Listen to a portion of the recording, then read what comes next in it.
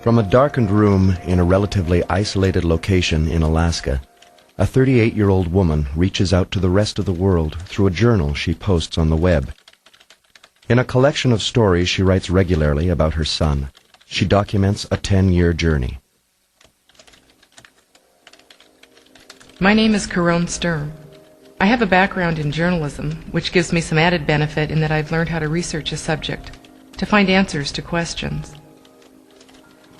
Little did I know that one day I'd write a story about my own life and post it on the web. It's a story I feel is important to share.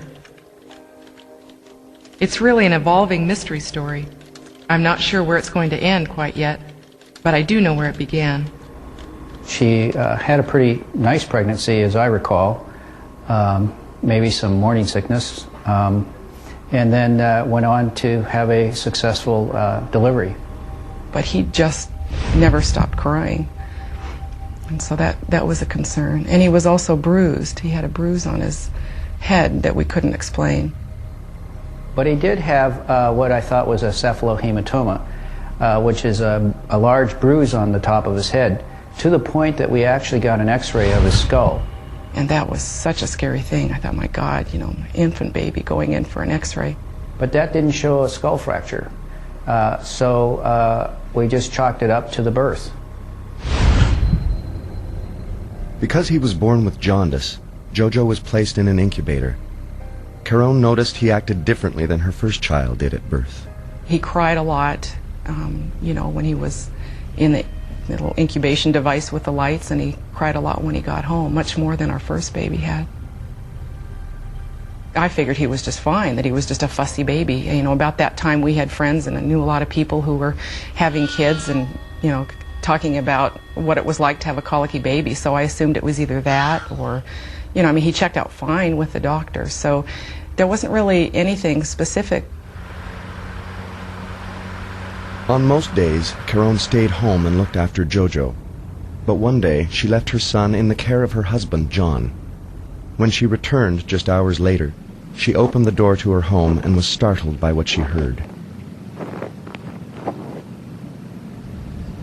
And just heard this horrible screaming. I just froze. This was a different cry. There was something going on. I ran up the stairs as fast as I could, and I saw John holding the baby, rocking him, trying, so hard to comfort him. But he just continued to wail. He was really having some sort of problem that we didn't understand. John and Carone took Jojo to the hospital. At first, the diagnosis seemed simple, but disturbing nonetheless. Well, she came at around 5 weeks or so when he had a very loud crying episode. And we evaluated him, and it seemed like it was his stomach. The doctor left to write up the orders, and I believe I handed the baby to John, who put him on the table to put him in his warm, coat, as I was putting things in the baby bag. And then I just heard him say, "Look at this." And I turned and saw Jojo laying there on the table with both arms and one leg flailing in the air, and the other leg just laid there, limp. So I raced out of the room, and I said, "Bob," our doctor said, "Come back here, get in here." And he came rushing in, and he looked at the baby, and he looked up at us, and he said, "Who's been watching this child?"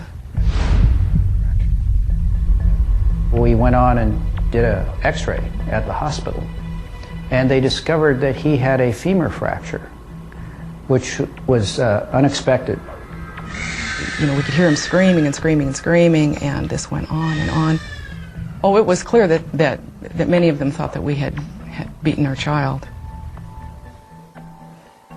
At this point, Carone feared they would be accused of child abuse.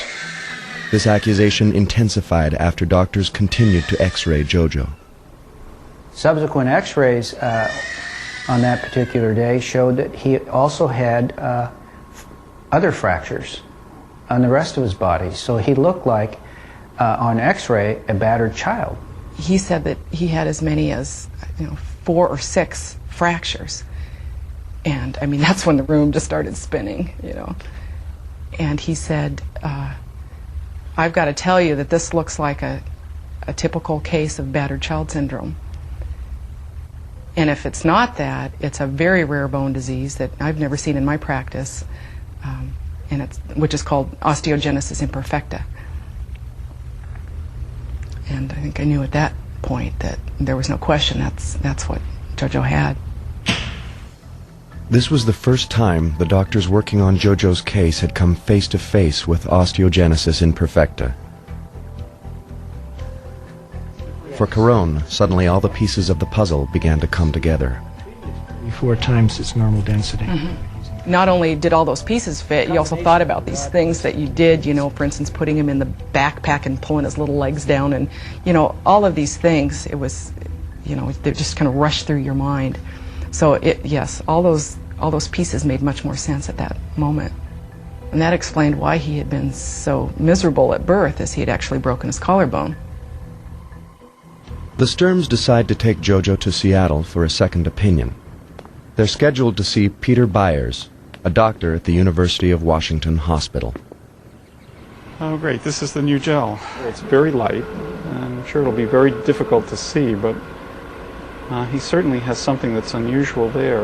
That'll be, I don't think anybody wants their child to have something that is certainly going to be with them for the entire, you know, for their life. On the other hand, there's an explanation for what's happened. And that explanation gives them the potential and the hope that there is something that can be done. Through DNA analysis, Byers confirmed JoJo had osteogenesis imperfecta. It's very much a mixed blessing in that sense. It means that they're no longer worried that they did something to the child, that they harmed the child by doing something wrong, but instead that the child was susceptible to injury that anybody could have caused, and that it wasn't their fault. It raises the other feelings about where did it come from? You know, did I cause this? Was it that fall down the stairs? Was it that drink I took? Any of the things of that sort that come up? And the answer is no. It's a genetic condition, and the reason that it affects bone is that there are changes in the genes that make the major protein or the major structural part of bone, which is called collagen. Collagen is the major protein of the body's connective tissue. Imagine the structure of a typical building with metal rods inserted into cement to stabilize and give flexibility to the building. This is similar to what collagen does in the human body. In osteogenesis imperfecta, a person either has less collagen or a poorer quality of collagen than normal, leading to weak bones that fracture easily, often from little or no apparent cause. In addition to being fragile and brittle, the bone doesn't hold its shape very well. So the legs may be bowed, the arms may be bowed, and just the normal formation of the normal shape of the bones is really quite affected. Sean Stevenson has one of the most severe forms of osteogenesis imperfecta. Even the act of getting out of bed in the morning can be a struggle.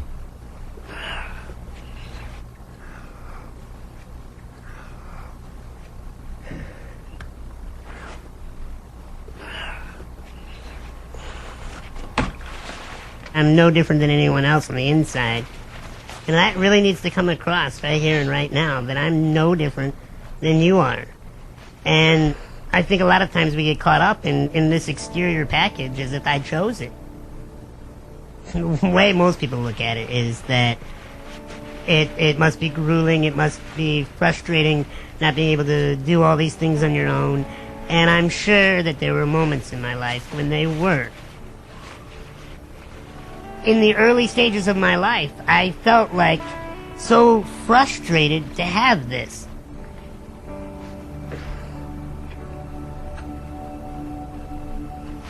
I think, honestly, everything that I have to go through in my life is more exciting than most. Most people just scratch the top of their head without even thinking about it. Every day, I'm constantly humbled.